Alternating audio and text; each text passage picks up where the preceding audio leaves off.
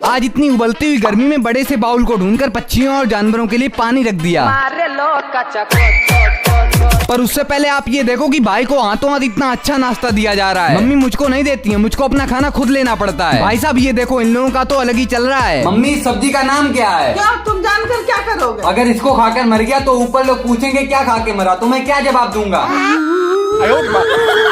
अब आप ही लोग बताइए, आप लोग अपनी फ्रिज खोलते होगे तो आपको क्या मिलता होगा? Cold drink, ice cream, juice. पर आज जब मैंने पानी पीने के लिए अपनी फ्रिज खोली तो मुझको वहाँ पर मोबाइल रखे हुए मिले। पर भाई साहब कुछ भी कहो, इतनी गर्मी में मोबाइल ठंडे करने की ये ट्रिक सबसे अच्छी है। बाकी जैसे ही मैं बाहर गया तो बाहर तो बहुत तेज से आग गिर रही थी, इसीलिए गर्मी में पागल होकर मैं वहीं पर डांस करने लग गया। और यही करते करते लगे हाथ अपने चुन्नू और मुन्नू को पानी भी पिला दिया। लेकिन तभी पता है मुझको बड़ा सा सीमेंट का बाउल दिख गया, जिसको कि मैंने जल्दी से उठाया और अच्छे से पानी से साफ करने लग गया। और उसको उठाकर यहाँ पर रखकर मैंने उसमें फुल पानी भी भर दिया। अब जानवर और पक्षी पानी पीकर खुश तब भी रहेंगे। वैसे लाइक और सब्सक्राइब कर देना। आज पेपर में मैं चीटिंग लेके जाऊंगा, देखते हैं मेरे साथ क्या होता है। क्योंकि सब लोग बोलते हैं कि पेपर में चीटिंग नहीं कर सकते, मगर इस बार मैं करके दिखाऊंगा। अरे चीटिंग करने के लिए दिमाग होना चाहिए, और वो तुम्हारे पास है नहीं।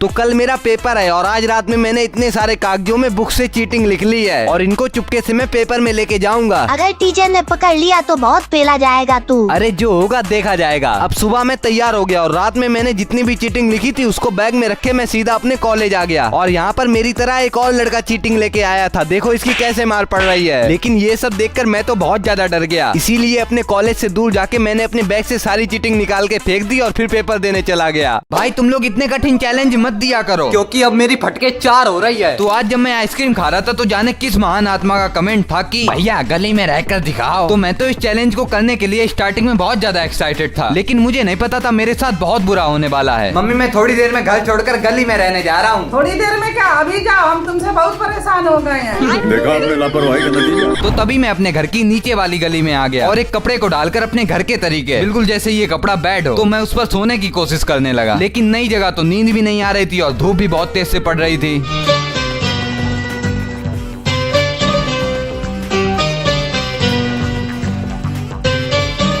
थोड़ी देर में दोपहर से शाम हुई और मुझको बहुत तेज से भूख लगने लगी। मम्मी कुछ खाने के लिए दे दो। अब पानी मेरे सर से ऊपर जाने लगा था, तो अब ये चैलेंज मेरे बस का नहीं रहा। मैं तो घर जा रहा हूँ। बाकी ब्लॉग अच्छा लगा हो तो लाइक एंड सब्सक्राइब कर देना। अबे ये गर्मी की वजह से हालत खराब हो गई है और ऊपर से ये एसी तो बिल्कुल ठंडा ही नहीं रही है, पता नहीं क्या हो गया है। भाई कुछ कर यार, बहुत गर्मी है, लगता है ये गर्मी मार ही डालेगी। ये लो कूलर, अब आएगी इससे ठंडी ठंडी हवा। अरे वाह, लाओ मम्मी इसको मुझे दो। सबसे पहले इसमें ठंडा ठंडा पानी डालता हूँ। चलो पानी भर गया, अब आ रही है ना ठंडी ठंडी हवा। हाँ ऐसा लग रहा है जैसे एसी में बैठा हूँ, मजा आ गया। सारा मजा अकेले ही लोगे क्या? लाओ इधर दो। अरे मम्मी मेरी तरफ करो। मान जाओ, बोला ना इधर करो। नहीं मेरी तरफ। अरे ये तो गिर के खराब हो गया। लो हो गया सत्यानाश। क्या आपको याद है पिछली साल कैटी का एक्सीडेंट हुआ था, लेकिन हम लोगों को पता ही नहीं चला था कि कैटी का एक्सीडेंट कैसे हुआ था। और इसी चीज को पता करने के लिए जिस घर के सामने एक्सीडेंट हुआ था उस घर में कैमरे भी लगे थे। लेकिन जब मैंने उनसे कैमरे देखने के लिए बोला था तो उन्होंने मुझको साफ साफ मना कर दिया था। मगर मैं जानना चाहता था कि कैटी का एक्सीडेंट कैसे हुआ, पर यह चीज मुझको अभी तक नहीं पता चली। और इसी चीज से परेशान होने के बाद मैंने कैमरा लगवाने का फैसला किया और अगले दिन मैंने अपने घर के चारों तरफ कैमरा भी लगवा दिए, क्योंकि आगे से ऐसा कुछ हो तो हम लोगों को पता चल जाए। बाकी अगर आपको जानना है कि कैटी मरने के बाद भी हम लोगों के पास वापस कैसे आया तो आप यहाँ पे नीचे दबा के देख लो। भाई मैंने सोचा नहीं था कि मैं घर पे इतना अच्छा साबुन बना लूंगा, क्योंकि आज जब मैंने सुबह सुबह साबुन से अपने मुंह को धोया तो थोड़ी देर में मेरे पूरे चेहरे पर खुजली होने लगी और खुजली करते करते मेरा पूरा चेहरा लाल हो गया। मम्मी देखो लाल मुंह वाला बंदर आ गया। पक्का इस साबुन में कोई केमिकल मिला है। साले ज्यादा केमिकल कर रहा है, इतना ही है तो खुद साबुन बना लेना।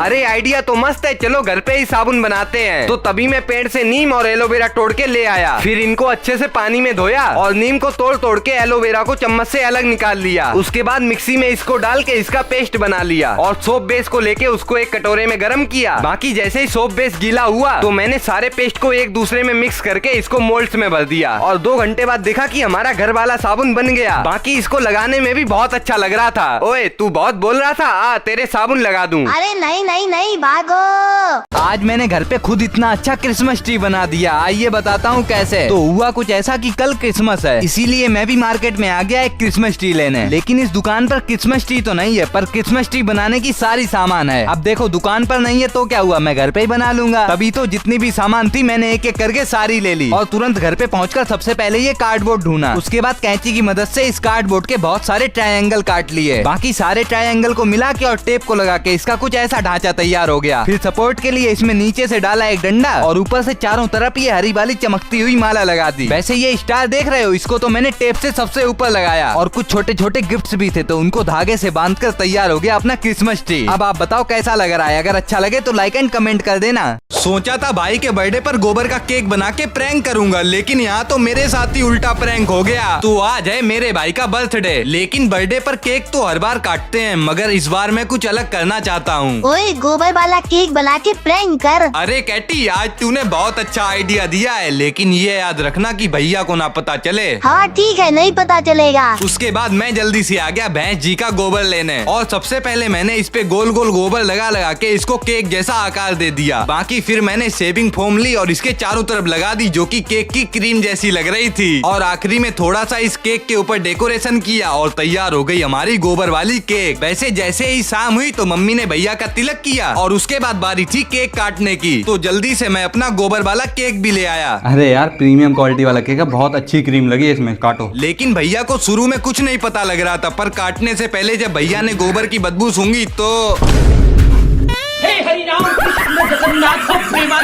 कोई भी इंसान हो उसे किसी ना किसी चीज से प्यार जरूर होता है। किसी को लड़की से प्यार होता है तो किसी को दारू से, लेकिन मेरे पास तो दोनों चीजें नहीं है, इसलिए मैं अपने बालों से प्यार करता हूँ। मैंने लगभग 4-5 महीने से बाल नहीं कटवाए। सुना था बड़े बाल वाले लड़कों को लड़कियाँ ज्यादा पसंद करती हैं। सोच रहा था बड़े बाल करके BTS जैसा लगूंगा, लेकिन जब असलियत सामने आई तो चूतिया से भी डबल चूतिया लग रहा था। मेरे बाल बिल्कुल अंबानी के बिजनेस जैसे बड़े हो गए थे, जिसकी वजह से मुझको चोटी भी बांधनी पड़ रही थी। बस लड़की बनना बाकी रह गया था। मम्मी ने तो मेरा जेंडर ही चेंज कर दिया, लेकिन आज मैंने ठान लिया है कि धरती उलट पुलट भले हो जाए लेकिन मैं बाल कटवा के रहूंगा। तो इसलिए मैं जल्दी से सैलून पहुंच गया और देखो मेरा नंबर भी जल्दी आ गया। और मेरे पापा ने भी कह दिया था कि बाल छोटे छोटे हो जाए, नहीं तो टकला करवा के घर से बाहर निकाल देंगे। तभी तो मैंने छोटे छोटे बाल करवा लिए। और हाँ, भैया ने इतने अच्छे से बाल काटे कि मेरी एक्स भी इतने अच्छे से नहीं काट पाई थी। वैसे ब्लॉग अच्छा लगे तो लाइक कर देना। अगर मुझे पता होता जन्माष्टमी वाले दिन यहाँ पर इतनी बड़ी दुर्घटना हो जाएगी तो मैं तो आता ही नहीं। हाँ, तो आज जन्माष्टमी है, इसीलिए मैं सुबह सुबह थोड़ा थोड़ा सामान ले आया था मंदिर सजाने के लिए, और मैंने अपना मंदिर भी सजाया है। आप बताओ मंदिर कैसा लग रहा है? लेकिन मम्मी बोली प्रसाद बनाना है तो दुकान से मखाने और गरी ले आओ। मैं गया और तुरंत भाग के ले आया। इधर भगवान जी के लिए बढ़िया बढ़िया मस्त सा प्रसाद बना और मैं उधर तैयार होने लगा। लेकिन शाम होते ही तब तक आ गया ठाकुर। मैं पागल हूँ। थोड़ी रात होते ही घर से बाहर निकलकर देखा तो रोडें तो एकदम VIP सजी हैं। बाकी ऐसे ही घूमते घूमते हम लोग एक मंदिर में पहुंच गए, जहाँ पर भीड़ बहुत ज्यादा थी और यहाँ पर हम लोगों को छोटे से कृष्णा जी के भी दर्शन हो गए। पर थोड़ी देर बाद वहाँ पर जब आरती खत्म हुई और पानी बरसने की वजह से वहाँ पर किसी के लग गया बहुत भयंकर वाला करंट। अब ये सब देखते देखते वहाँ पर चारों तरफ अंधेरा हो गया और मेरी शक्ल हो गई डर की वजह से पिछवाड़े जैसी। चलो ये सही था कि उनको जल्दी से डॉक्टर के पास ले जाया गया। बाकी कन्हैया जी आप उनको ठीक कर देना। अब मैं तो चला घर पे। वैसे ब्लॉग अच्छा लगे तो लाइक एंड सब्सक्राइब कर देना। सो गाइस, अभी हो गए रात के 3:33, आप देख सकते हो। और आपको पता होगा कि रात के 3 बजे के बाद डेविल आवर चालू हो जाता है। इसका मतलब आत्माओं की शक्ति और ज्यादा बढ़ जाती है। अबे तू उधर क्यों बैठा है? इधर आना। साले मुझे तो अभी शादी करनी है, कहीं मेरे ऊपर भूत चढ़ गया तो मैं तो जा रहा हूँ। तो दोस्तों अभी हम लोग लबूबू को सर्कल में रखेंगे और रिचुअल करेंगे, जिससे हम लोगों को पता चल जाएगा कि इस लबूबू के अंदर कोई श्रापित आत्मा है कि नहीं। ठीक है, चलो हाथ रखो। क्या ये लबूबू डॉल श्रापित है? क्या ये लबूबू डॉल श्रापित? मम्मी, मैंने बोला था और मुझे लग भी रहा था कुछ ना कुछ तो गड़बड़ है।